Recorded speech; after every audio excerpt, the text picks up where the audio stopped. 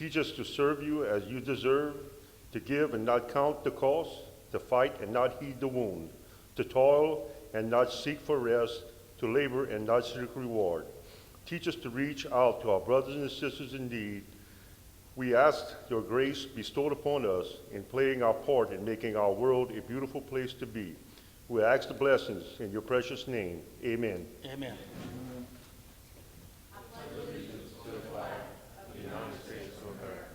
And to the republic for which it stands, one nation, under God, indivisible, with liberty and justice for all.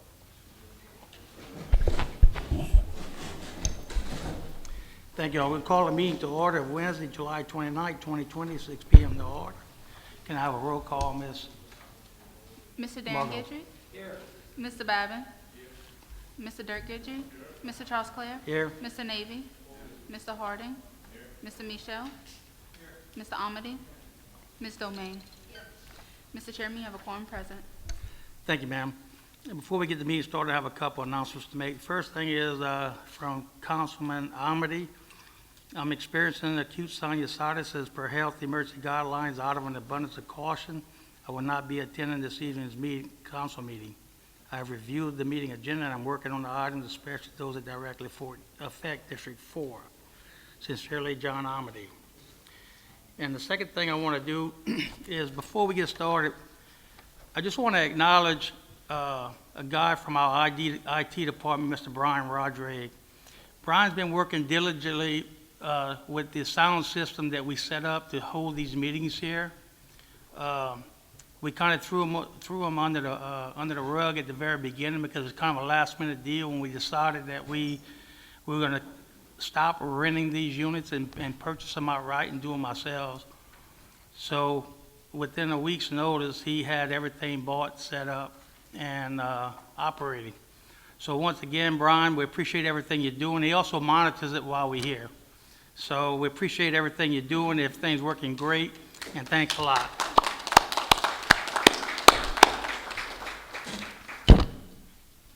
Okay, we'll approve the minutes of the regular council session held on June 24, 2020. Move, Mr. Darren Guidry, second, Mr.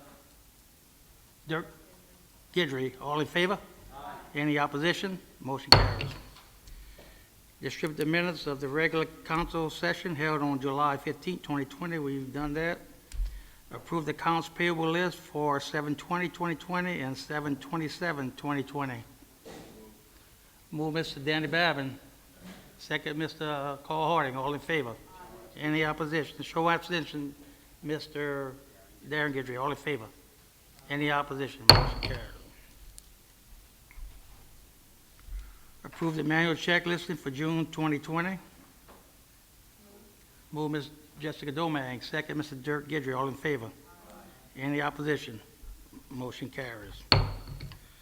Item 1, general business. Resolution indicating the intention of Parish of Terrebonne, State of Louisiana, to become a participating political subdivision in the Louisiana Local Government, Environmental Facilities, and Community Development Authority. The authority approving the appointment of a director, Steve Crispino, to represent the Terrebonne Parish on the Board of Directors of the authority, and otherwise providing with retrospect thereto as provided by Chapter 10D of Title 33 of the Louisiana Revised Statutes of 1059 as amended. Move, Mr. Dirk Guidry. Second, Ms. Jessica Domingue. Have a light, Mr. Jeremy Shell. Thank you. I didn't, based on reading the backup, I didn't exactly understand this. Can somebody tell me what this is about? No? Item number 1.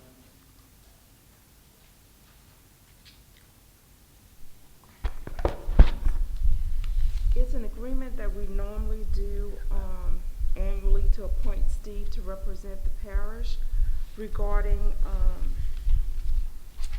the environmental facilities, and we've been doing that for several years now. And from my understanding, when they contacted the office, we had to do that because he was the only one that can serve in that capacity. So this is not something new, this No, has this been is going something on? we've been doing. Okay. No, I mean, I certainly don't have a problem with Steve. Okay, yeah, I mean, I certainly don't have a problem with him. I didn't exactly understand what it was, and I thought it was something new. Thank you very much. Okay, all in favor? Any opposition? Motion carries.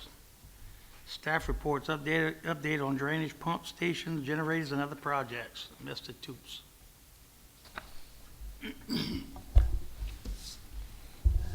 Thank you, Councilman Trosclair.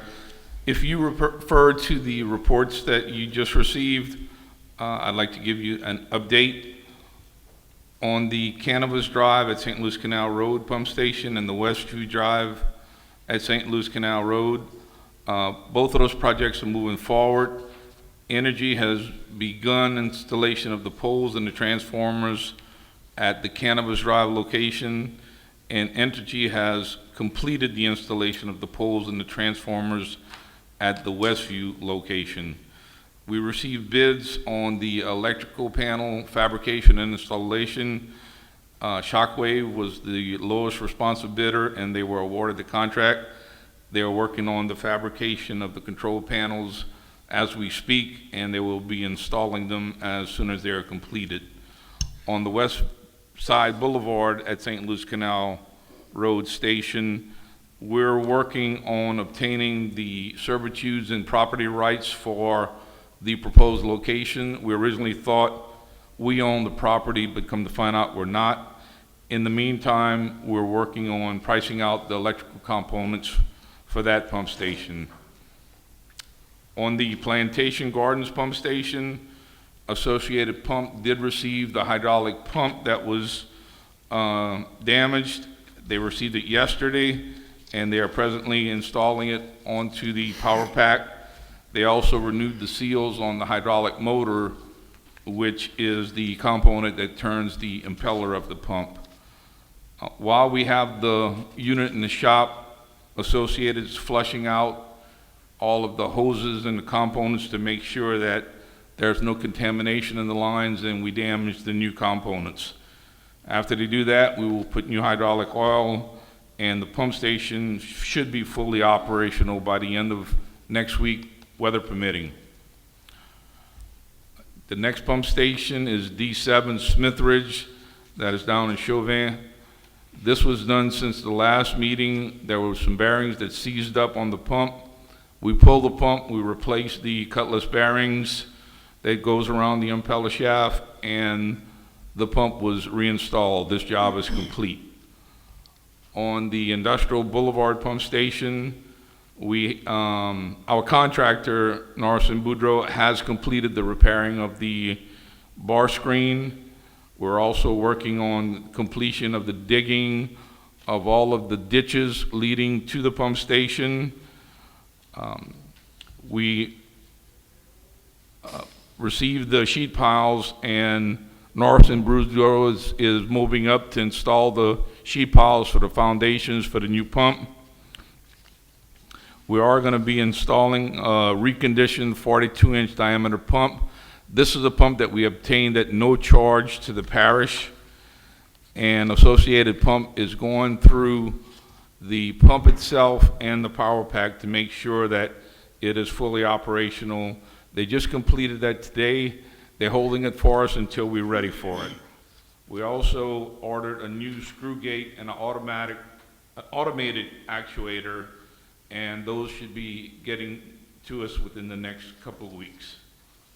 On the D51 Lerat Street pump station, we contracted with All South Engineers to do some studies. We believe that a retention pond is needed for that area, for that pump station to work correctly. Since the last meeting, we had a pump go out at D70, the Gator Court pump station. That was a hydraulic leak. That pump has been pulled, repaired, reinstalled, and is fully operable. Same thing with D73 Suzy Canal. That pump station is completed. This is the one that we had to change the cooling coil, and that pump station is fully operable. We're still hauling dirt to the Montague levee, and that's being done as the weather allows us to. And all of the portable pumps at Elliott Jones along Savan Road and at Old Spanish Trail are in position and are being operated. And finally, on the emergency generator report, all the emergency generators were checked. They were run as of yesterday, and there are no issues. So that concludes my report, unless anyone has any specific questions. Thank you. Okay, Mr. Danny Babin has the light. Yeah, Mike, I don't know if the question should be directed towards you or President Dove. All of the portable pumps that we have, which is a great help to Terrebonne Parish, are there plans to either replace the existing ones that are there or make those temporary pumps permanent? By that I mean, you know, maybe on a slab with a building over it, like a permanent generator would be. Mr. Dove? Yes, Mr. Babbitt, all the pumps we are putting are really permanent pumps. Okay. They all built they should be built to a +7 above sea level. We are pricing right now some roof sections to put over them. And so we've got them from Plantation Gardens to Concord Road to below the large bridge. That we've got them spaced all over St. Louis Canal Road. Right. And we're running electricity to all of them. Also South Ellendale, and there's also 3 along Valhigh. That's all 30-inch pumps. That's all permanent pumps. In other words, the systems that we're doing, we're allowing the normal drainage of all these different areas, Valhigh, St. Louis Canal Road, Concord, and down DeLarge. Tina Street, yeah. Tina Street, I believe. Tina Street, correct, thank you. And South Ellendale. So what we're doing is we're putting all at +7, and we're permanently wiring them for electricity. And actually, South Ellendale has a variable frequency, variable speeds on it because we're trying to oversize the pumps for the location, so when we do get a 15, 20, 25-inch rain, it can handle it. And so we're assisting the normal drainage of it. So that's basically what we've been doing, and it's very successful at South Ellendale, very successful at Valhigh. Of course, Valhigh, we put about 2 miles of levees, as y'all well know, and everything's built to a +7. Morganza's levee along Bob Black and Gibson is all +7. So we're going to that same elevation.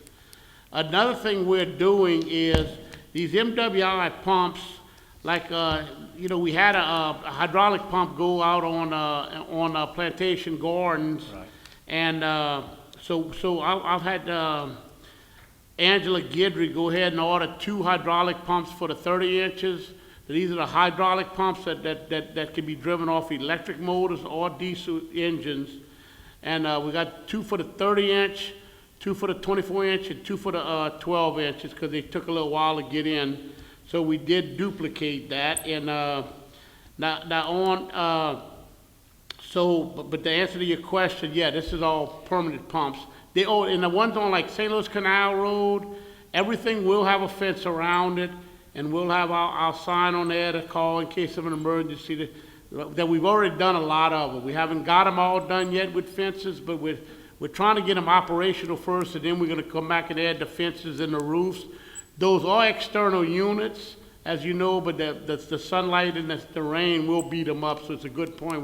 We do have to add roof sections to Yeah, it. and the reason I ask that, Mr. Dove, is simply because of security and everything else for those pumps. I mean, we know over the years they go in there and steal stuff off the pumps, and as a portable pump, it's basically just sitting out there. I figured we had plans towards that, okay, and I just wanted to make sure. Right. Because in the district that I represent, you're right, Plantation Gardens, Tina Street, a few other places have them, and they're working beautifully. All Right.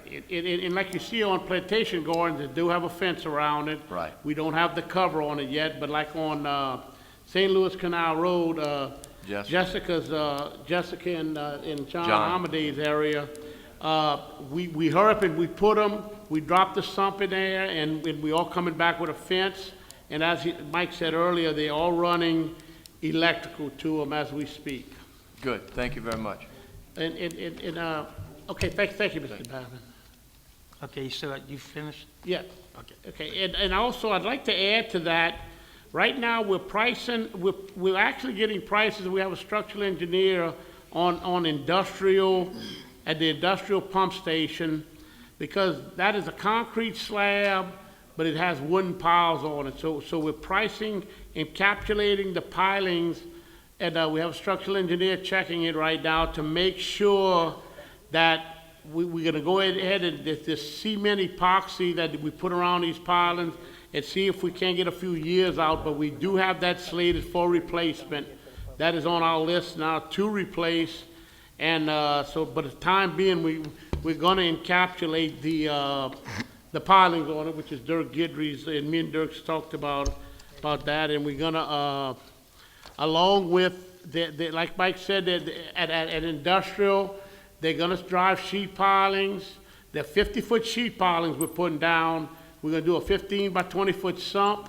We're gonna lay 12 inches of limestone and 12 inches of concrete at a minus 15 feet. So the pump will be professionally installed as a permanent pump. And of course, it'll be piped to pump outside of that sheet pile wall into the Terrebonne port, which goes to the Homer Navigation Canal. And we should have that operational in about 3 weeks. And there again, we were able to get 7 42-inch pumps and 7 diesel hydraulic units. And some of these hydraulic units and all that, a lot of that's close to brand new. It was on a core temporary hookup in New Orleans, and the CPRA was willing to give them to Reggie Dupre, Tony Alford, and them with the levee board, and I want to thank them because between the pump, the hydraulic unit, the 42-inch pump, and by the way, this pump was brand new. I don't think they've ever used the one that we got. And with the sheet piling, the I-beams and all, we got about $600,000 worth of material, pumps, et cetera, that we would have had to pay for. So we should be able to install it. I've allocated $200,000 for it, but I think we're gonna do it a little cheaper than that. So we'll have a full-blown pump to help the 4 pumps that's there existing. And so that's gonna be the people in there flooded last time, and that's something that we're gonna do everything in the world to stop. And like I said, Councilman Dirk Guidry has been working with me on this, and we do have everything going. And if you go by there, you'll see that by tomorrow morning, they should be driving the sheet pilings, and it will have a concrete sump. The old pump that you have out right now was built probably 50 years ago. It's got a mud sump on it, come to find out. And so it's just an antiquated old pump station that needs to be replaced. And we definitely got it. We dug out that containment, that retention area, and it is ready, for any rains now. And we're going to add that pump in 2 or 3 weeks.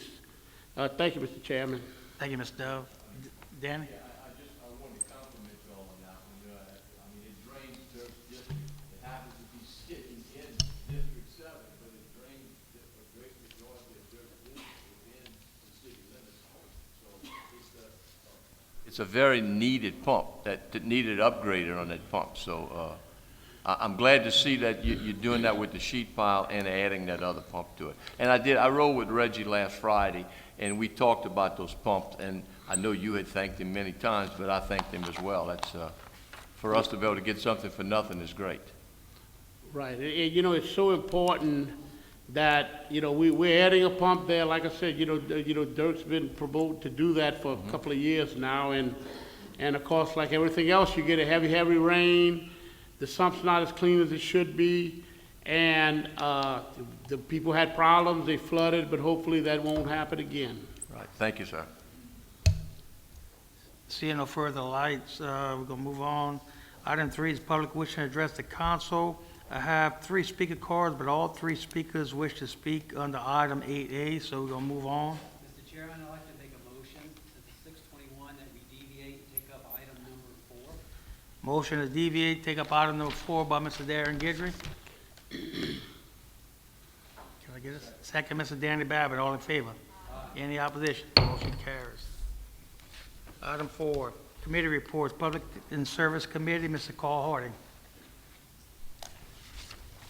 Yes, tonight I make a motion that the council accept and ratify the minutes of the Public Service Committee meeting held on July 27th, 2020, which called for one public hearing, the amendment of certain portions of Section 18-289 of Terrebonne Parish Code of Ordinance and removing parking meters along Barrow Street from Bayou Terrebonne to Wood Street and calling a public hearing on said matter on Wednesday, August 12th, 2020 at 6:30 p.m.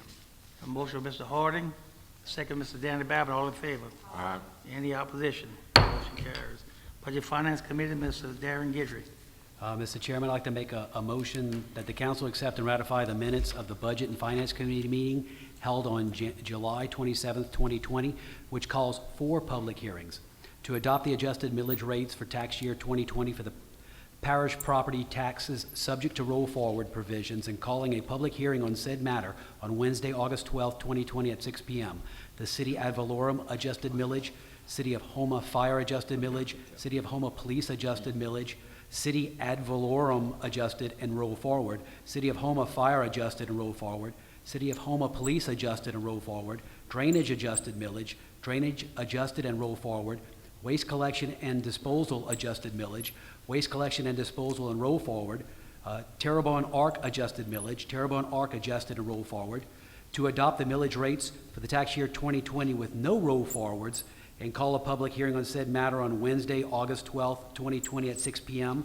for drainage bonds, 0.5 mils, road and bridge bonds, 0.5 mils, sewer tax bonds, 0.5 mils, parish tax alimony outside, 2.99 mils, parish tax alimony inside, 1.49 mils, juvenile detention Houma maintenance, 0.95 mils, juvenile detention Houma maintenance, 0.93 mils, recreation tax, 2.04 mils, medical health center, 0.42 mils, health unit, 1.66 mils, road district number 6, 0.82 mils, road lighting district 1, 0.5 mils, district 2, 2.75 mils, district 3, 1 mil, district 4, 2 mils, district 5, 2 mils, district 6, 1.5 mils, district 6, 7.7 mils, district 8, 3.5 mils, district 9, 1.75, and road lighting district number 10, 4.75 mils, to adopt the millage rates for the tax year 2020 for the Terrebonne Parish Council on Aging millage and call a public hearing on said matter on Wednesday, August 12, 2020 at 6 p.m., and to amend the 2020 operated budget of the Terrebonne Parish Consolidated Government for the following items and to provide for related matters. LA Safe buyout, $2,850,000. CESF program, HPD, $38,718. General Fund, Housing and Human Services, $4,000. Rapid Rehousing Preservation Grant, $148,632. And CARES Act CDBG, $564,639. Moved by Mr. Darren Gidry, second by Mr. Danny Babbitt, all in favor? Aye. Any opposition? Motion carries. Public Safety and Homeland Security Committee, Mr. Carl E. Harding. Yes, I would like to make a motion that council accept and ratify the minutes of the Public Safety and Homeland Security Committee meeting held on July 27, 2020, and I have no public hearings. Moved Mr. Carl E. Harding, second Mr. Dirk Gidry, all in favor? Aye. Any opposition? Motion carries. Policy, Procedure, and Legal Committee, Mr. Dirk Gidry.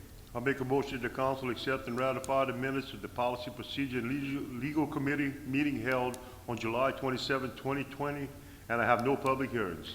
Moved Mr. Dirk Gidry. Second Mr. Jessica Domang, all in favor? Aye. Any opposition? Motion carries. Streetlights. As per Mr. Darren Gidry, second Mr. John Navy, all in favor? Aye. Any opposition? Motion carries. Appointments to various boards, committees, and commissions. Item A, Recreation District number 11. One unexpired term due to a resignation. Mr.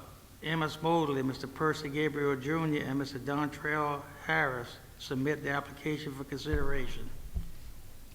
Motion to open, close, and vote, but I have something but I have a light on first. Okay, we got a motion from Mr. Gerald Michelle to open, close, and vote. Second by Mr. John Davy and Mr. Michelle. And I just have a question. The original printout I got showed only one name on there. There were two names that were added, and I was told they were added on Monday. And my question is, when were they publicized? Monday. They were added up to the Nova site on Monday. Okay, We all right. typically do not give y'all the revised agenda because sometimes day by day y'all get changes, so Yeah, no, that's okay, as long as we gave the public enough notice. yes. Okay, thank you. See no further lights, we'll get a roll call vote. Mr. Darren Gidry? Mr. Harris. Mr. Babin? Mr. Dirk Gidry? Mr. Charles Clare? Harris. Mr. Navy? Mr. Harding? Harris. Mr. Michelle?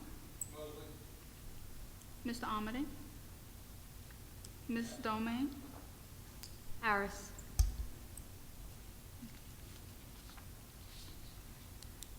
Mr. Chairman, there are 3 votes for Mr. Amos Mosley, there are 0 votes for Mr. Percy Gabriel Jr., and there are 5 votes for Mr. Dontrell Harris. Mr. Chairman, Mr. Dontrell Harris is appointed to fill the unexpired term on the Recreation District Number 11 Board.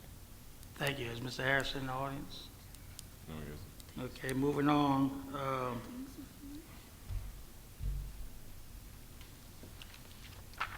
TGMC Hospital Service District Number 1, 3 expiring terms representing the Medical Society submits 3 nominees for consideration.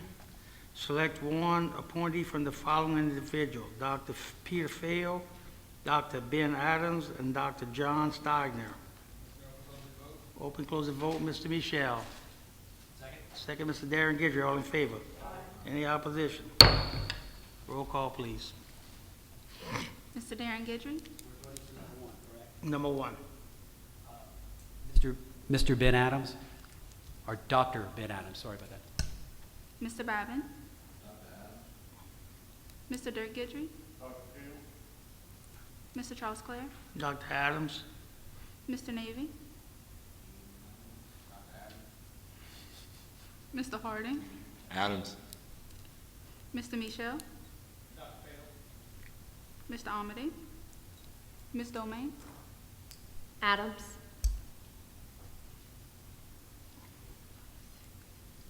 Mr. Chairman, there are 2 votes for Dr. Peter Fail, there are 6 votes for Dr. Ben Adams, and there are 0 votes for Dr. John Stigner. Mr. Chairman, Dr. Ben Adams is appointed to serve a term on the Hospital Service District Board Number 1, representing the Medical Society. Thank you, ma'am. Is Dr. Ben Adams in the audience? All right, moving on. Chamber of Commerce, consider appointment for the Medical Society representative. Chamber of Commerce submits 3 nominees for consideration. Select 1 appointee from the following individuals: Mr. Michael Bergeron, Mr. Clyde Hammer, and Miss Wendy Rotolo. Open. Okay, legal. You got a question? My question is, that's what I was going to advise. I want to stay consistent. I've not called a school board today, but in the past, I had recommended y'all not to appoint Mr. Michael Lagarde, who is a school board member, because it violates the conflict of interest of the dual office holding laws. When I called Mr. Martin, as I recall in the past, he said they have contracts between the school board and the hospital, and so you can't be on both boards because you're controlling, you have the interests both ways. You got to represent the best interest of one, and that was my same opinion that I gave dealing with the library, where a school board member wanted to get on the library board, where they had the same thing. So it's my opinion you should not consider Mr. Clyde Hamner.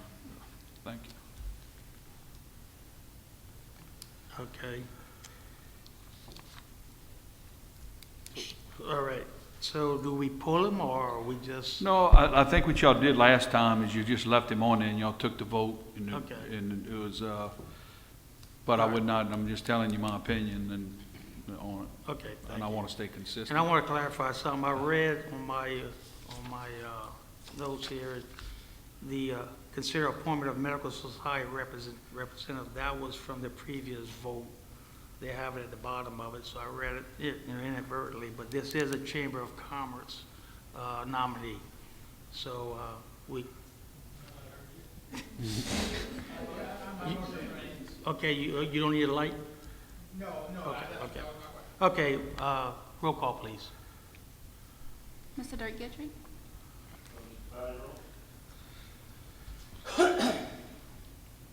Mr. Darren Gidry?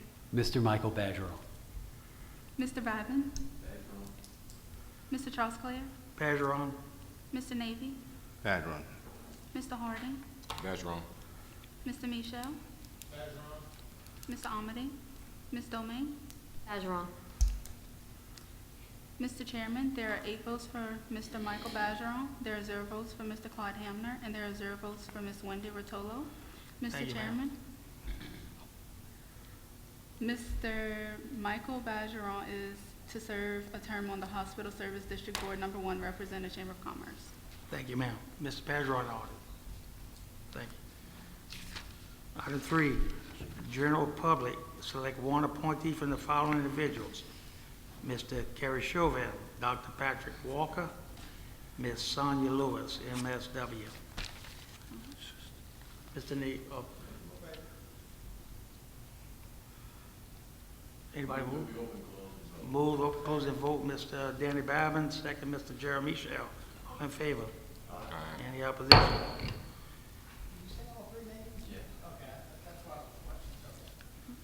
Okay, roll call, We please. have a light. You speaking afterwards? Okay. Mr. Darren Gidry? Mr. Kerry Chauvin. Mr. Bavin? Mr. Dirk Gidry? Mr. Charles Clare? Chauvin, Mr. Navy? David, Walker. Dr. Walker, I'm sorry. Mr. Harding? Dr. Walker. Mr. Michelle? Mr. Amity? Ms. Domingue? I'm going to have to abstain from this vote.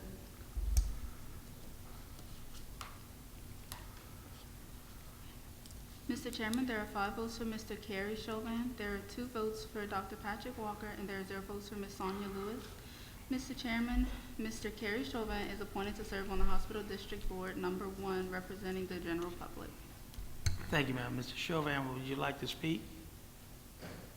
Just state your name and address. Please turn your mic on when you get there. My name is Kerry Chauvin. I know a lot of y'all, and some of y'all may not know me, but I used to be the chairman and CEO of Gulf Island Fabrication, which had about 2,300 employees and did over $500 million in sales every year. I've been on many boards. I've been Port Commission. I've been on TITA board. I was actually on a Home Rule Charter Committee years ago. But this is one of the boards I really wanted to serve on to learn more about our hospital. And I really appreciate it, Mr. Chairman, the councilman, and council lady. Thank you very much for your confidence, and I won't let you down, I promise you. Thank you. Thank you, Mr. Chauvin. Any questions? Nope. And we have a light, Mr. Navy. Look, I just want to make a comment, and one of the things we're going to be looking at, and I'm going to put it on the next council agenda and reference to in boards and commissions and things of that nature, but I really believe, especially with this particular board too, I would love to see more diversity on this board, but the way it's actually created, and I think Jules could actually chime on some of that, this board is created through the state statute board that's created by the state, but the people and the organizations that actually is picked the way we choose these board members is this council. Now, some of these things, some of these ordinance dates way back during the old guard days, and I think that we need to be, things are changing, and things are changing in Terrebonne Parish, and I think we need to really look at how these boards are constructed, where these board members are coming from, and why we have to, I definitely would like to know why an organization has to submit 3 names, and then they come here where the politics is played out at, and we have to decide what three board members, what board member we picked out of three, why don't they play their own politics at their little organizations and submit a person? It's just some things that I think that needs to change and we need to look at as a council. I know we're gonna put this on the agenda, and I like to be more inclusive with it. And look, Darren got the gold mine here because the majority of those people on Terrebonne General Board are in Darren's district. Now, Darren, at least about 9 or 10 of them. So, I mean, I just think that we're gonna do some representation. We're gonna have to be true representation of a particular board, and not just Terrebonne General. There are some good people on the board. I'm just saying in general, all boards. But I definitely would like to take a look at different the way it's structured and the things, the way these names are submitted. That comes from the council, so we have that latitude to do that. So I wanted to make that comment, but I do think that we need to look at these three names and all that kind of stuff and playing out the politics here. I don't like that at all. Thank you. Mr. Danny Babin. Yeah, I agree with John for the most part on this. I thought we had addressed this when I was on the council previously, and evidently we may have discussed it and never got moved forward with it. I agree. You know, we use politics as a bad word, and I don't necessarily mean to imply that it's a bad word. But if an organization like the Chamber of Commerce picks three people, I think that organization ought to pick that individual and just put it up to us for ratification. Simple and pure. And that way it stays within the organization. Now, does that mean that we have to look into the bylaws of the Terrebonne General Medical Association and find out how it was originally written? I don't know. But as we put it up, John, we can look at those particular things and just see, again, it really doesn't matter as much to me whether they're all in one district or not, Darren, okay? But again, I like to see it spread out amongst the parish, but still I would like to take the onus off of us and let that organization appoint somebody and we just ratify them to a board. So I'm looking forward to having this on the agenda somewhere down the line to discuss. Thank you. Thank you, Mr. Babin. Motion go to public hearing, Mr. Jeremy Shell, second Mr. Darren Gidry. All in favor? Any opposition? 6:30 o'clock, public hearings relative to an ordinance to amend the 2020 adopted operating budget, 5-year capital outlay budget, and budgeted positions of the Terrebonne Parish consolidated government for the following items and to provide for related matters. CWEF Water Park CWEF Sports Park Water Line, $143,000. CWEF Sports Park Water Line, $79,200. General Fund Office of Emergency Preparedness, 2019 City Readiness Initiative, $19,511. Local Government Assistance Program, $165,700. Downtown Development Donation, $2,250. Downtown Development, $89,197. Drainage, $38,559. Add full-time operations manager. Balhigh Drainage, $67,640. PTKU Drainage, $70,000. Hanson Canal Buyback Pump Station, $34,000. Industrial Pump Station, $75,000. LA 24 Sidewalk, $60,000.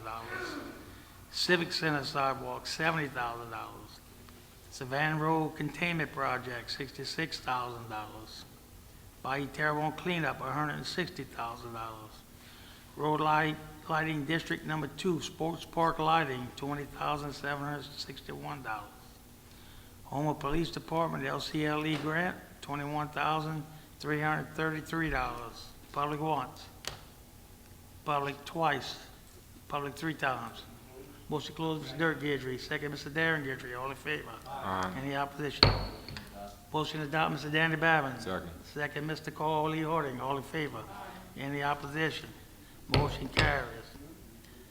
Item B is an ordinance to amend the parish code to establish a no parking anytime zone on the entire length of the south side of Robin Lane, including the radius of the cul-de-sac, to provide for the installation of the appropriate signs and other matters relative thereto. Public once, public twice, public 3 times. Motion closed, Mr. Darren Gidry. second Ms. Jessica Domang. All in favor? Aye. Any opposition? Motion carries. Motion to adopt, Mr. Darren Gidry. Second, Ms. Jessica Domang. All in favor? Aye. Any opposition? Motion carries. Need a motion to go back into regular order? We in regular order. Okay, skipping to item 8. I'm sorry, 7. Vacancies to various boards, committees, and commissions. Recreation District Number 6, 1 vacancy due to resignation. Council members request discussion of 8A, Councilman Carl Harding, discussion and possible action with regards to placing Dumas Auditorium and its grounds under the administration of the Terrebonne Parish Consolidated Government and designated it as a historical site in the Houma Historic District. We have 3 speaker cards, and the first one will be Miss Margie Scobie.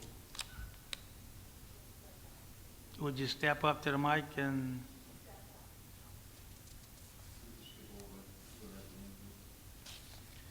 Okay, the second speaker card is Evangelist Catherine Carter.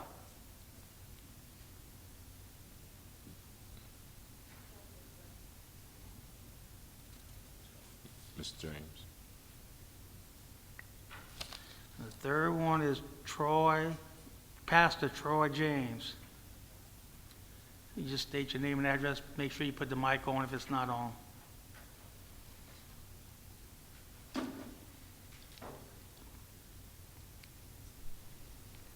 Good evening, ladies and gentlemen. My name is Pastor Troy James. I reside at 107 Central Street, Houma, Louisiana. And I'm here to speak to this motion concerning Dumas Auditorium.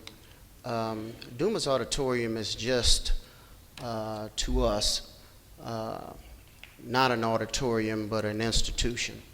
It's an institution for learning. It's an institution as where we grew up as children. We had an opportunity to go to Dumas Auditorium because it was on a Sunday where everything else was closed back in the day, and we could go to Dumas and swim pretty much for a quarter, 50 cents, or how much it was. It was an institution where I can remember coming up 2 individuals, Mabeck Hawkins and Mr. Freddie Hawkins. They had what they called a house that they lived on the property, and they took care of Dumas Auditorium. Dumas Auditorium for us was something that we could generate to, not only as young people, but it was a learning institution because it housed a library. And in the late 80s, early 90s, we could go there for summer camp. And in the process of being summer camp, we could not only learn about swimming, but we had an opportunity for books and different things that we could do to learn about our surrounding areas and whatever studies we wanted to deal with. We found out that Dumas Auditorium was one of the first black swimming pools that we had that we could go for swimming lessons. We had Mr. Taylor, or Coach Taylor, who was one of the swimming instructors there, that would allow us to come and teach us not only how to swim, but to have fellowship and respect for one another.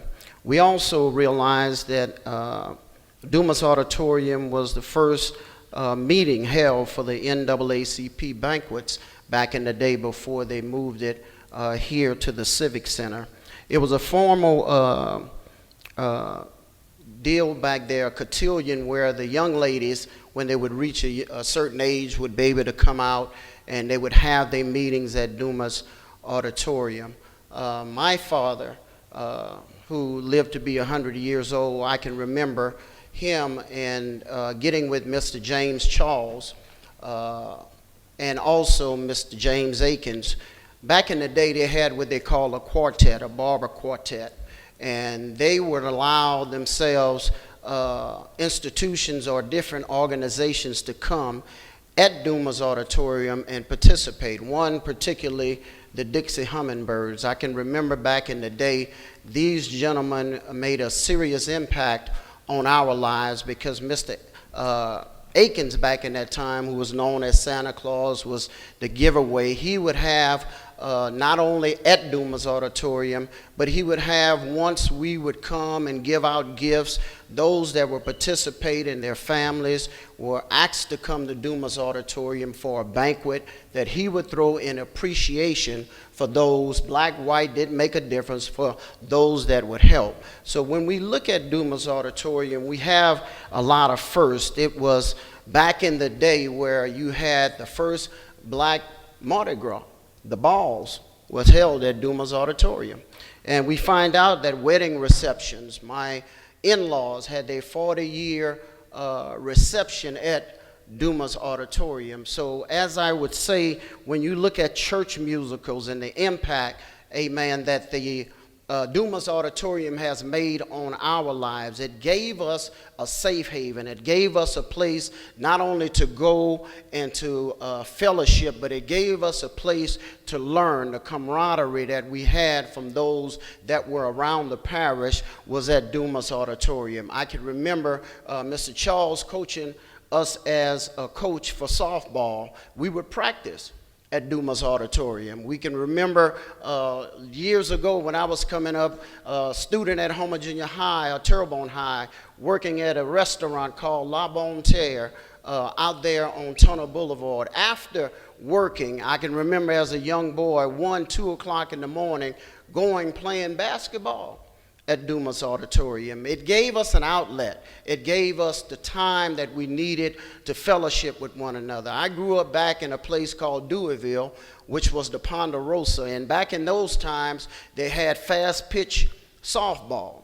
And Ponderosa would take on Smithland, and we would get together on a Sunday, and Dumas Auditorium was the place that we played. Not only we played, but where we practiced at. So when you talk about making Dumas an historical site, it meant a lot, not only to me, but it meant a lot to the community. We had teenage dances at Dumas Auditorium. First Martin Luther King was at, when they were celebrated, was at Dumas Auditorium. We can look back and find out that they had even class reunions for Southdown High School, and those that attended Southdown School were held at Dumas Auditorium. So I would think, my brothers and sisters, as we come to try to make Dumas Auditorium a historical site, I think it would benefit not only us as a city, but it would benefit us as a community. And I believe we are heading in the right direction. And as the Bible says, and I'll leave you with this, do unto others as you would have them do unto you. I thank you for your time, and I thank you for listening. Thank you, Pastor James. I see Ms. Scobie's back in the auditorium. Would you step up, please? And just state your name and address for the record, please.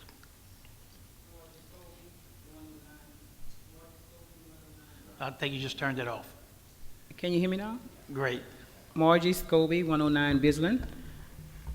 That's a hard act to follow, but again, I'm here to kind of give you a kind of brief on Dumas. And back of town, which was called Newtown, actually. That's the proper name for that place, was Newtown. And in Newtown, many African American flourished. They had over 500 that was recorded that lived just in that particular community in Newtown, where Mr. Dumas resided. Actually, Mr. Dumas was a slave with his mother name was Hannah, and she was a slave. He was a slave on the Schaffers plantation. And then from there, they moved into what they call Homer proper. But they acquired their land. His father actually was not a slave. His name is Lewis, and Lewis actually sold property to the well-known Jim Bowie. So Mr. Dumas' name is stamped here in the township for the purpose of history. And of course, if you would look in your Sandsbar's map, here you'll find many places that was in this place they called back of town or Newtown. And one of them being the Odd Fella Hall. That's one of those places, and it was right across from where Dumas resides now. But of course, that place been demolished. And then also, there's one called the Homer Academy, which was located in what they call Newtown on the grid of the Hatch Grant. And many people talk about the school called the Homer Academy. And nobody wants to acknowledge that we as African American did own and operate that particular site, again, in Newtown, where Dumas Center resides. And I usually do a PowerPoint, but I was short on doing it. This is actually the cornerstone that was on that building, the Homer Academy. And we own that cornerstone at the museum. So we do know that African American played a major role in that area. Mr. Dumas had prominent people in his family, one being Dr. Albert Dumas and John Dumas. One was a medical doctor and the other one was a dentist. The Dumas family still thrive in Natchez, Mississippi. So with that being said, Dumas, I do believe that particular building and location needs to be marked as a historical landmark. Thank you. Thank you, Ms. Scobie. See a couple of lights. Mr. Harding. I yield to Mr. Michel and Mr. Navy. You want to speak last? Okay. Mr. Navy. Yes, well, I know Ms. Scobie was going to share a lot of the history with Dumas, but the reason why I'm definitely interested in favor of this is because, you know, I go to a lot of places, and I always refer to Natchez, and they have a lot of different historical sites and landmarks and markers and things of that nature, and you go to a lot of other places, you see a lot of that too, especially in Birmingham. And it's attract tourism. It's a good, not just because of the culture aspect of it, it's rich in culture, but it attract tourism, people that wants to know, people that wants to live here, people that have descendants of here. They want to know the history, they want to come visit it and understand the richness of it. And I think we need to preserve the history, and that is a historical mark. And as I told Councilman Harding, the land is definitely a donation of the land.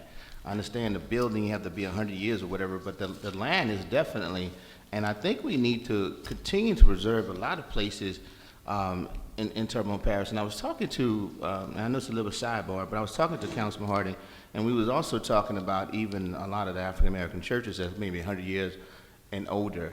And it was disturbing to hear that some of those churches can't even get the credit of being historical landmarks because during the years they renovated.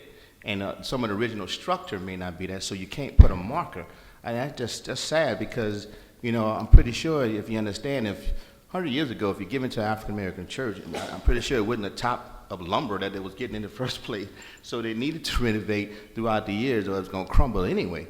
But I just think that we need to, as we move into a lot of different directions throughout the state and throughout the country and throughout our parish, I think preserving history is significant because a lot of people just don't know.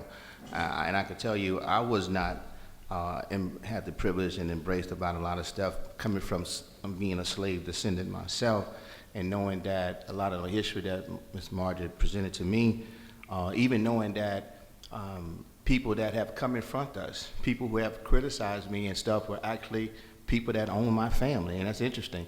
And I think that that kind of stuff needs to be known, not from a negative aspect or a hatred aspect, just to know, if you have to know where you've been, and, you know, to actually know where you're going. So I'm in support of this. I think we need to do a lot in reference to a lot of historical sites to preserve and renovate, do whatever we need to do. I would challenge that to Mr. Dub. I mean, he's always talking about his Native American heritage, so I'm pretty sure he could understand where we're coming from. But I really would like to see more of this done. And I appreciate what you have done, Ms. Scobie, and I appreciate what you're doing, Mr. Harding. Thanks a lot. Mr. Michel. Oh, you want to speak, Ms. Hart? Ms. Scobie? No, go ahead. Mr. Michel. Thank you. Couple of things. First of all, Reverend, thank you for speaking. Your words flow. You have a gift. They flow beautifully and meaningfully, and I'm glad you came today. Thank you. Ms. Scobie, we're always glad to see you here. We appreciate you coming and keeping us informed and educated. We need it and we appreciate it. My only question that I have is it necessary for the parish government to take it over from Rec 11 in order to get it designated as a historical site. Why, what's the connection between the two? And I'm asking whoever put this on the agenda, not Ms. Scobie. You know who put it on the agenda? Sir? You're asking whoever. You're asking Mr. Harding, not whoever. I can answer that. I'm glad. Because I am Mr. Harding. First of all, it's it renders a great pleasure for me to sit at this particular table. And not only to sit at this particular table, but have an opportunity to speak. The late, great Reverend Leonard Sillistan, he used to often say, time that has been won't be no more.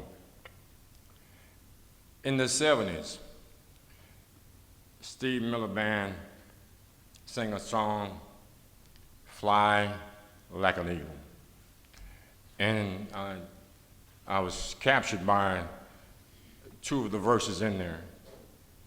It says, time keep on slipping into the future.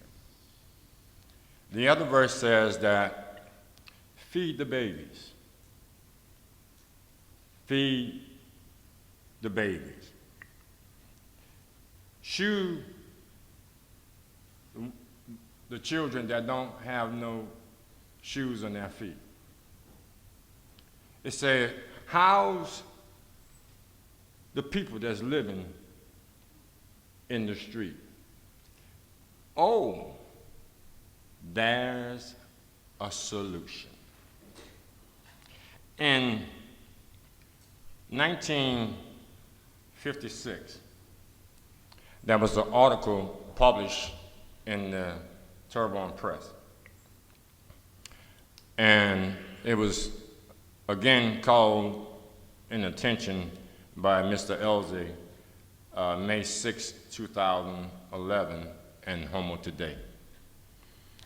And I want to extract a little bit from the letter.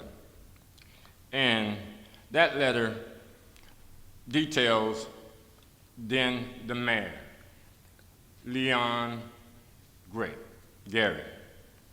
And he was considered a great mayor because he actually did the new piping, the new sewage, ran recreation, everything to advance Houma, Louisiana.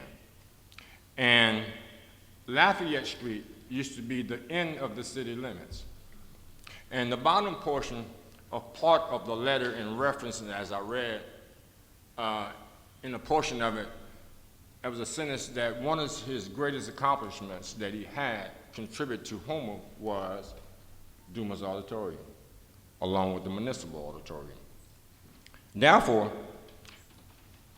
this is a quote that comes from the mayor. He said, this is your building. I'm sorry, Mr. Chair. Is he answering my question or is he speaking now? Well, okay, to answer your question, at the end of this presentation, you'll find that there's a plea to all concerned, warm-blooded Americans of Terrebonne Parish to consider an opportunity to preserve the Dumas property, which was donated by the Dumas family, all 7 acres of it, a long time ago, and create funding to sustain and preserve the Dumas Auditorium and its property, the memory of me, the same Pastor James that you appreciated his tone and eloquence, the history of Miss Margie Scobie. Okay, so is the answer to my question that Rec 11 cannot accomplish this? And that's a fair answer. I'm just asking, is that the reason we need to remove it from Rec 11 and put it with the parish? But are you aware that Rec 11 does not own Dumas Auditorium? Are you aware that Rec 11 does not own Dumas? No, I'm not aware of that. Okay, well.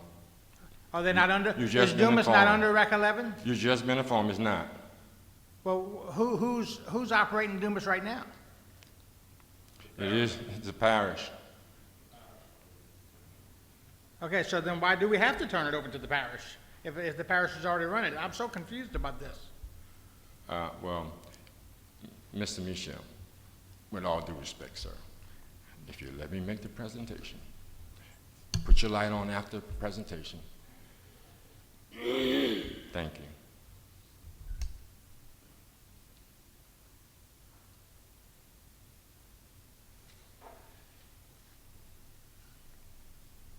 Then Mayor Leon Gary, standing in Dumas Auditorium in 1956, stated in that building that this building is your building and conduct it as you see fit. Like I said to Mr. Michel, Dumas Auditorium and his property is 7 acres donated by the Dumas family.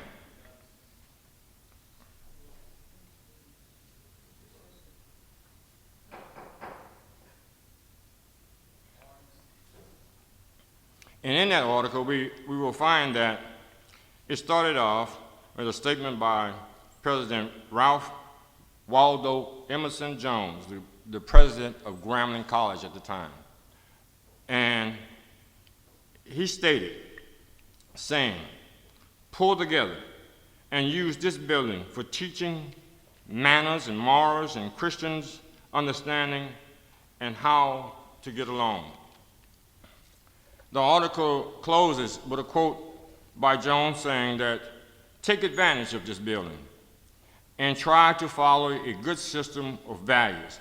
It goes on to say, and he said, it was easy to be nothing, but today you have to be something. And it takes effort to be something.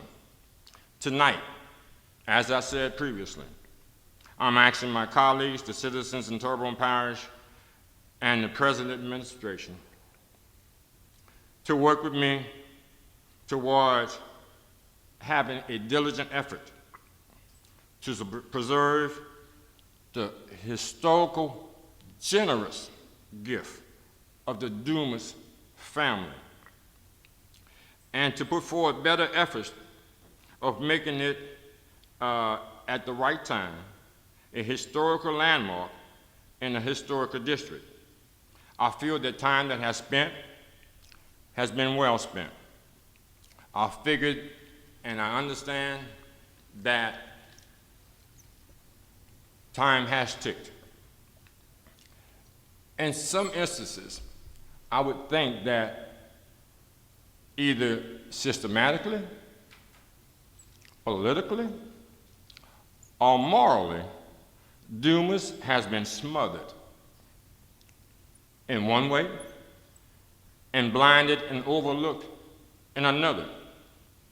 I asked that was a picture of a bottle.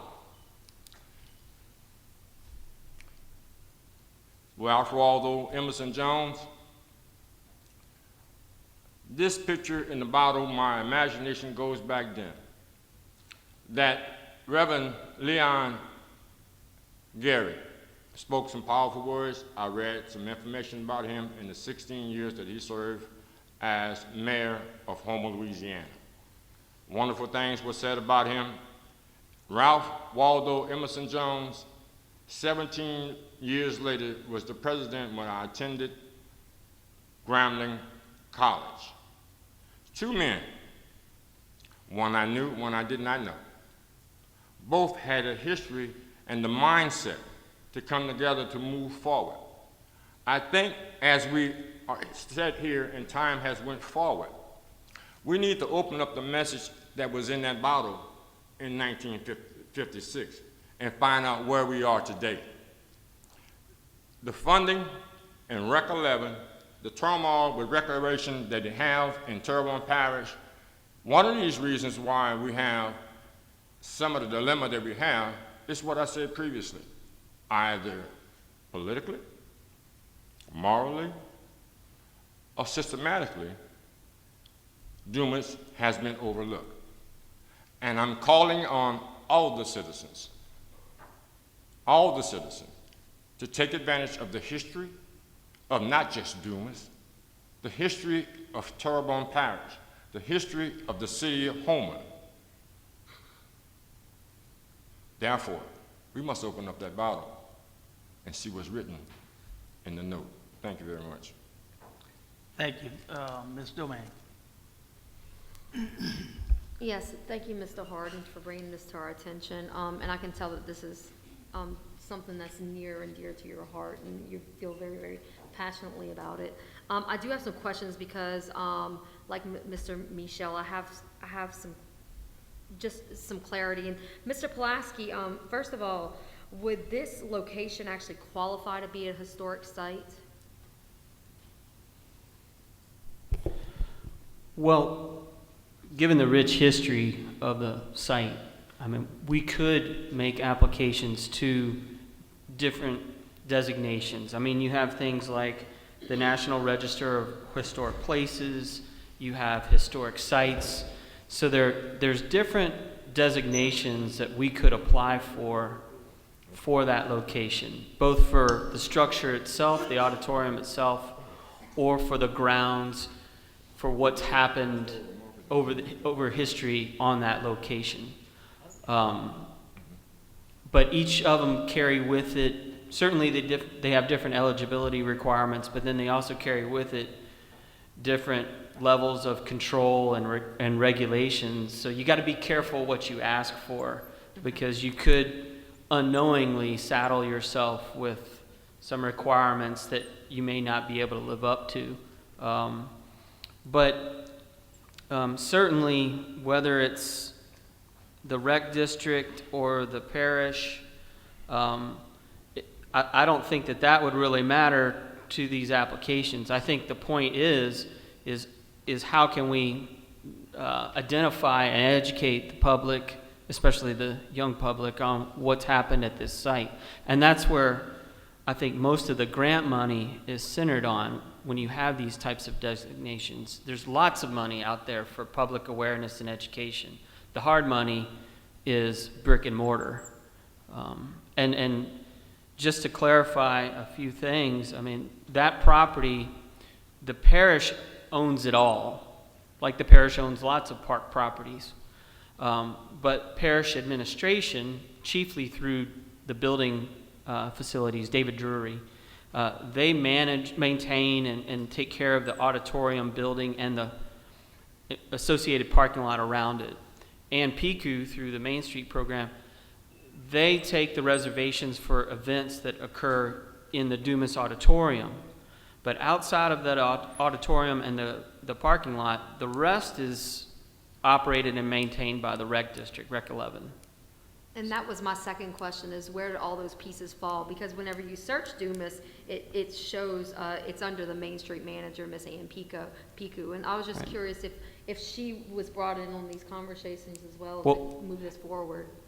Mr. Harding, we spoke about this on Monday, and then I've spoken with Ann about this several times, and so yeah, the Dumas. I mean, there's a lot that goes on at the Dumas Auditorium on a day-to-day basis, just like at the municipal. And we're fortunate to have those facilities because one of the things that they do also offer is a venue that's a little bit more affordable than some of the other event venues around town. So there's usually always something happening at those places. But, you know, it's...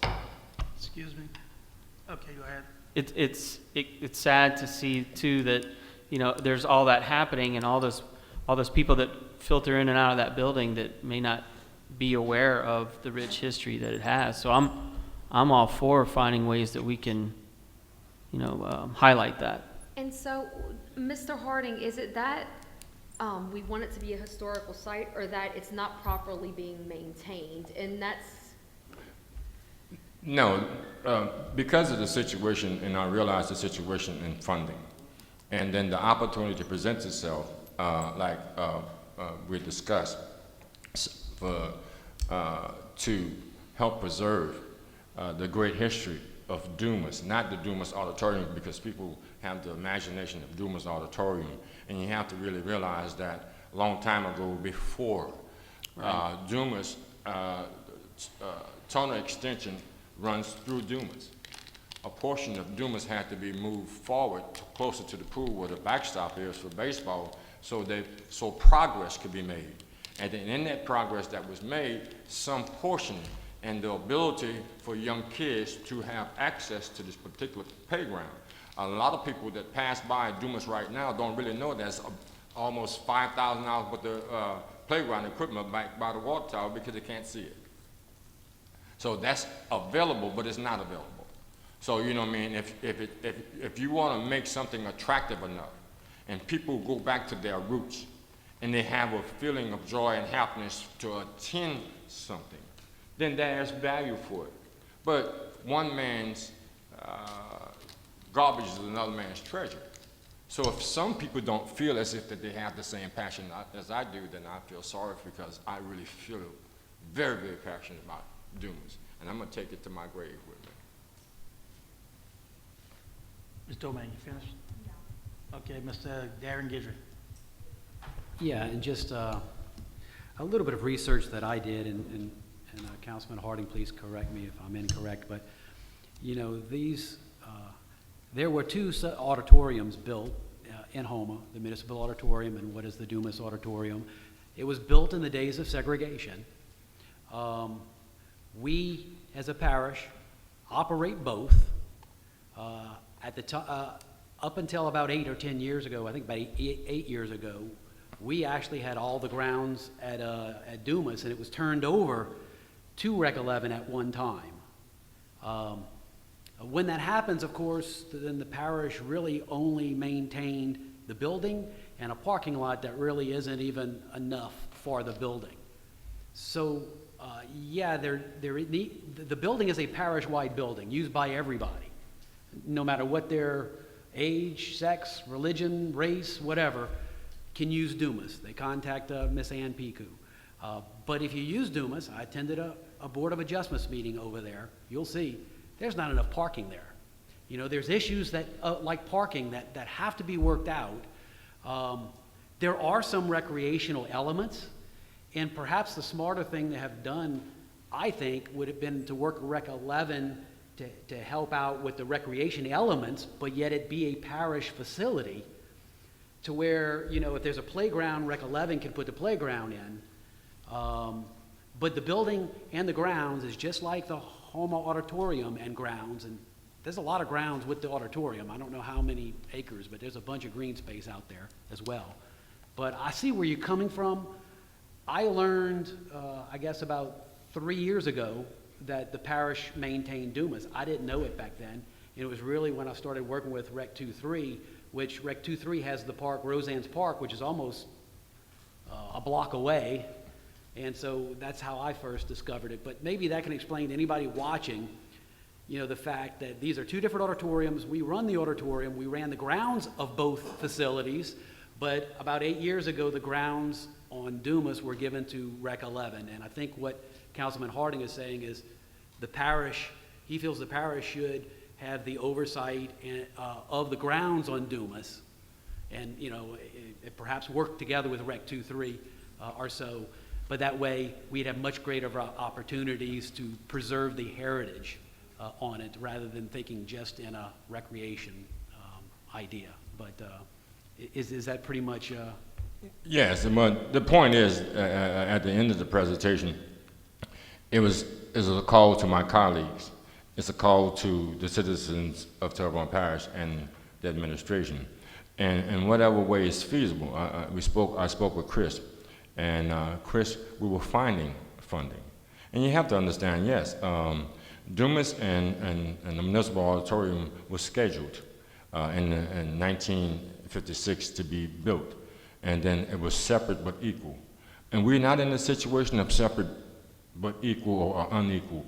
And consolidated government, there are some that's maybe in other areas of the parish feel as if their consolidated government is not taking care of theirs. But then, I'm not saying that. I'm asking everyone to come together. I'm asking everyone to not find fault and come together, just as Ralph Waldo Emerson Jones and Mr. Gary came together at Dumas in 1956 and read the message in the Bible that was stated then. I'm just asking for that. If we can run a whole parish, I'm pretty sure we can take care of Dumas. Thanks, Mr. Harding. Thank you, Mr. Chairman. Mr. Michel. Okay, and I just want to clarify something here. The agenda item says discussion and possible action with regards to placing Dumas and its grounds. And so my question about Rec 11 was certainly a legitimate question, now that we know that the building and the parking lot are controlled by the parish and the grounds surrounding it are controlled by Rec 11. So as it's written, we are asking the parish, or we're considering asking the parish to take over the grounds as well. So my question was legitimate and not answered. I am all for designation as a historic district. I think it's deserving. I think it needs to happen. But I am not for taking something from Rec 11 and putting it with the parish. Thank you very much. Thank you. Mr. John Navy. Yeah, I guess I want to make some clarification on with these rec districts. They're in a very peculiar situation because the rec districts are taking care of some grounds that they actually don't own, from what I understand, because they don't, just like when I did the community center, that was not Rec 11 property that's next to the playground. That was actually belonged to the school board. And the school board owns a lot of property that these rec districts domicile on, or whatever the situation is. I mean, because why was, in my situation, when I did the community center, the parish told me hands off because they couldn't do anything with it because it wasn't owned by Rec 11. I had to go to the school board to get permission from the school board to build the community center, which is domiciled all around the playground. So how many of that situations is happening? That's just my unique situation, or do we know any other situations where the school board owns property a lot of places? So I don't understand how that plays into everything too, as far as the millage taking, I don't know. I'm just curious about that because, like I said, he was saying about the property and the preserving of it. I just think we need to look a little carefully at, who owns what also, because I'm telling you, I truly believe that some of the property is not owned by, the parish don't have rights to those properties. It's the school board, and there's some kind of agreement that they go with that's like they had with the parish to utilize the property, but yet they maintain the property. So I don't understand how that goes. So I think we need to take a look at all this, and I agree with you, Mr. Michel, that we do need to preserve the history of that facility by any means necessary. Let's do what we can. But I caution you this, and you legal, you could pull this, records on that. A lot of Rec 11 property, a lot of parks that they take care of was added to that millage. 10 parks was added to that millage. So they actually took on a lot of responsibility. So I don't know how much more that they can, and that's what I think Mr. Harding is at with that. That's a lot of responsibilities that Rec 11 can manage right now. So I'm just simply saying that I think we need to look at who owns property, who owns what with these rec districts and all that kind of stuff too, because I think we may have some issues with that also. But I just want to bring that up. Thank you. Mr. Harding. Yeah, one more time. When I spoke with Mr. Polanski, and the agenda does say the preservation, basically, of Dumas area. It wasn't for Rec 11 to relinquish the responsibility of the maintenance and the upkeep of what they're responsible for. Am I correct, Mr. Polanski? We're not looking for that. We're looking for an opportunity to preserve a location and take advantage, because Terrebonne Parish is the actual owner of the Dumas contribution of land. Have the land itself landmark as a historical mark. The building would not be eligible to be a legitimate site until another 35 years or so. Therefore, it can become a mark, and there may be funding available for just being a piece of land that was donated, and Dumas sets on it. Dumas, the building itself, can receive a mark, and at the end of 100 years, it can become a historical landmark. So that is the process that me and Mr. Pulaski had discussed, and therefore I'm asking again my colleagues, the citizens in Terrebonne Parish, and the administration to assist me. Thank you very much. Thank you. Mr. Babby, next. Yeah, you know, I think this got a little bit convoluted as it was going. It went from Dumas Auditorium as a historical site till we got talking about recreation, all right? Darren brought up a good point. Rec 23 is less than 1 block away from Dumas Park. We want to talk about inefficiency? That's inefficiency right there, okay? We got 2 rec districts that have parks within a half a block of each other. I grew up on Leveron Street. I played in both of these parks, okay? I'm all for the Dumas Auditorium being a historical site, okay? To get its true designation, it does take another 35 years. But something can be done right now. And it made it, and again, because it got a little convoluted and confusing, it made it sound like at the beginning that we wanted to do one thing so we could relieve Rec 11. You have since clarified that, so to speak, okay? So I just want to make that point.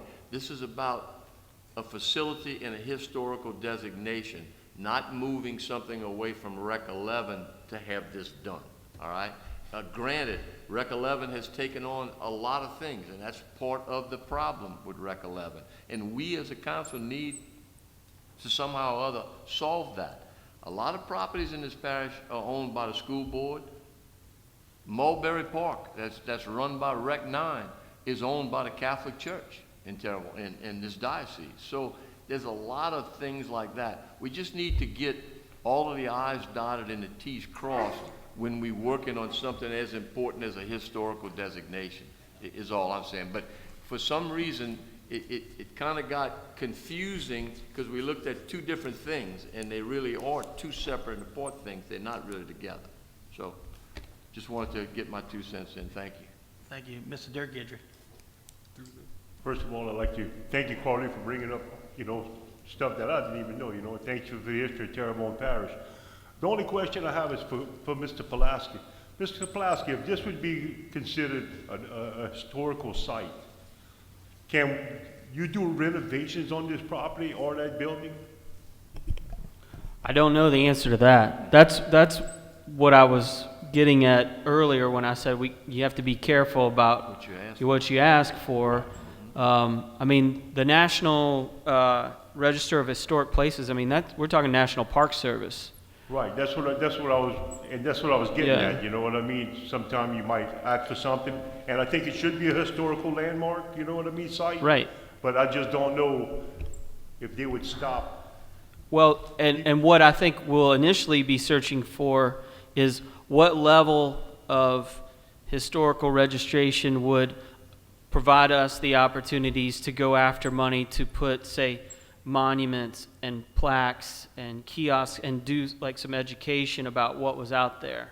You know, some real markers, you know, kind of like that marker that's out in front of the Waterlife Museum, you know, that really begins to describe what's going on. Maybe we can put some of that in the auditorium itself. Some of the historical photographs, things like that. But yeah, I mean, if we go to the far end of that, I mean, yeah, you could have the National Park Service coming in saying, look, you can't do anything without going through this whole gamut of approvals. We're not even talking about the Homa Historic District. This site is outside of the Homa Historic District boundaries. They stop at Bond. Yeah, I just didn't want us to do something that in the future, if they wanted to do something with Dumas Auditorium or the properties, that they would be prohibited from doing it because it would be a registered landmark. That's you know? something That's that the we only would- thing you know, sometimes we might not want to joke, and I think it's a historical landmark, but I just think that we need to look at it to make sure that 20 years from now, that if somebody wants to build onto the Dumas Auditorium or build something on their property, that we prohibited from doing it. You know, so, That's definitely going to be a big consideration when we make these applications. I mean, we need to figure out, Carly, what we're gonna do before, because in 20 years from now, we don't know what's gonna happen, you know? And I really think Dumas is a respectable place, and it needs to be in our historic. I don't know if we could just put up a sign, you know, saying the history of Dumas Auditorium, but I just want y'all to make sure that what we vote on, that it's not something that we'll regret, or people that come after us will regret in 20 years. Thank you. Mr. Navy. Chris, but piggyback off what Councilman Guidry is saying, but if we look at the land, that's not necessarily, would that include, if you're looking at the actual property, that's include the structure to itself? If you designate the land as historical, that's actually looking at that structure? Well, I would think in the application, we'd be able to set the boundaries of the historical site. Right. Okay, and as we all know, I mean, that building, it was built in the 50s, so. Right, it's not 100 years yet. That's what I'm Right. saying. Why would you include that in the application process if it's Well, not I 100 think years? it's two different pieces of Piece of property. right, okay. So that, we could work that to our advantage. Okay, great, thank you. Mr. Danny Babbitt. Yeah, I know Carly used up his three. Do you need to add anything else? You're more than welcome to have my light if you need to add anything else, okay? That's all, thanks. John, you done? Your lights on? Okay. All right, seeing no further lights, we're gonna move on to the announcements. I see the parish president's gone. Council announcements, Mr. Michel. Thank you. Okay, there's two things that I wanted to bring up. One is one of the best kept secrets we have in Terrebonne Parish right now, and that is that you need to go vote. We're in the 2-week period of early voting right now. They've extended it from 1 week to 2 weeks because of COVID to try to keep the crowds down. But there have been relatively few people who have gone to vote. In most of the parish, not all of the parish, there's only one item on the ballot, and that is for a renewal of the school board, of a school board 5.4 mills. So this is your opportunity to go and express whether or not you believe the school board is a good steward of your tax dollars. The second item is the census. I was told today that only about 30% of people in Terrebonne Parish have completed their census data. Is it a little more than that, Chris? It's a little more than that, but it's nothing to be proud of, frankly. Okay. I mean, we're in the low 50% right now. Oh, really? Okay. And well, the it's higher than I parish, thought then, but- the parish is ranked, I think, about 35th in the state right now. Jefferson and Lafourche are just kicking our butt. Okay, and we need to do this because this is going to affect representation at the state level and at the federal level, and it's also, and it could very well also affect state and federal funds. Absolutely. So please go out if you have not done so, and if you're in a position that you own a business, remind the employees to please go out and fill out the census information online, because this is very important and it needs to be done. Thank you all very much. Thank you for bringing that up. Thank you, and seeing no further lights, I'm gonna put my spiel in about keeping our law enforcement, first responders, firefighters, veterans, and active military in your thoughts and prayers daily. Thank you. Motion adjourned, Mr. John Davies, second, Mr. Danny Babin, all in favor? Aye. Any opposition? Motion carries. Good evening, ladies and gentlemen. You have a good night.